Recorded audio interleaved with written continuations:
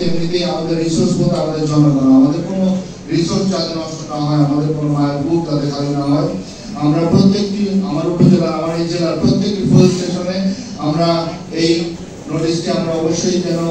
Ensure করতে পারি যে নো হেলমেট নো ফুয়েল, এটি যেন নিশ্চিত করা হয়। আমরা ইতিমধ্যেই আমাদের শহরে প্রত্যেকটা পেট্রোল পাম্পে এটা লাগিয়ে দিয়েছে। উনি শুধু লাগালে হবে না, সে যে হেলমেট ছাড়া ফুয়েল নিচ্ছে না এটা এনশিওর করতে হবে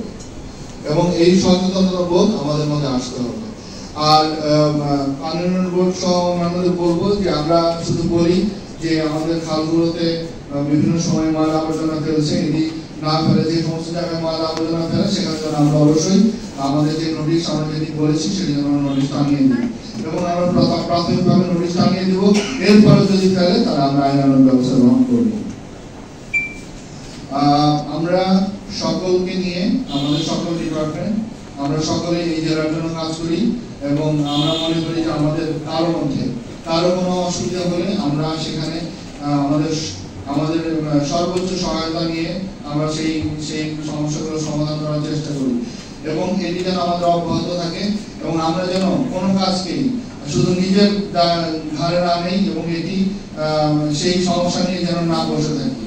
সমস্যা আপনাদের কাছে কোনো সমস্যার সৃষ্টি হলে উদ্ভূত সমস্যা নিরসনে আপনারা অবশ্যই আমাদেরকে জানাবেন এবং আমরা সেগুলো স্বাভাবিকভাবে সহায়তা করে সেই সরকারের যে প্রকল্পগুলো আছে সেগুলোর গুণগত মান নিশ্চিত করে আমরা যেন বাস্তবায়ন করতে পারি।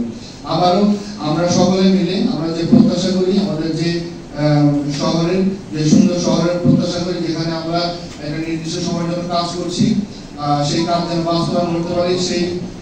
লক্ষ্যকে সামনে নিয়ে এবং আপনাদের সকলের যেভাবে আমরা কাজ করে যাচ্ছি এই স্পিরিট যেন আগামীতেও থাকে সেই প্রত্যাশা রেখে এখানকার আজকের মিটিং এখানে শেষ করছি এবং আমাদের একজন সহকর্মী আমাদের সাথে ছিলেন দীর্ঘদিন, তিনি তার চাকরি জীবনে শেষ করে আজকে চলে যাবেন। সুতরাং যেহেতু সে চলে যাচ্ছেন আমি চাই আমাদের একটি সারা জীবন তার এই চাকরি জীবনে দেশকে দিয়ে গিয়েছেন, আমরা তাকে আমাদের একটি স্মৃতি তার হাতে তুলে দিব এবং আমরা বলবো সেই জন্য তার পরবর্তী জীবনও সুস্থ থাকে এবং আমরা একটি বিষয় আবার বলতে চাই ওনার মতো আমাদের সকলেরই কর্মজীবন একসময় শেষ হয়ে যাবে কিন্তু আমরা যেন কর্মজীবনের শেষ দিন আমরা হাসি মুখে সেখান থেকে যেতে পারি এবং আমরা যেন আফসোস না করি যে আমি আরো এই দেশকে দিতে পারতাম। আমরা এই যখনই আমাদের যে অবস্থানে আছি আমরা যেন আমাদের সর্বোচ্চটা দেওয়ার চেষ্টা করি। সেই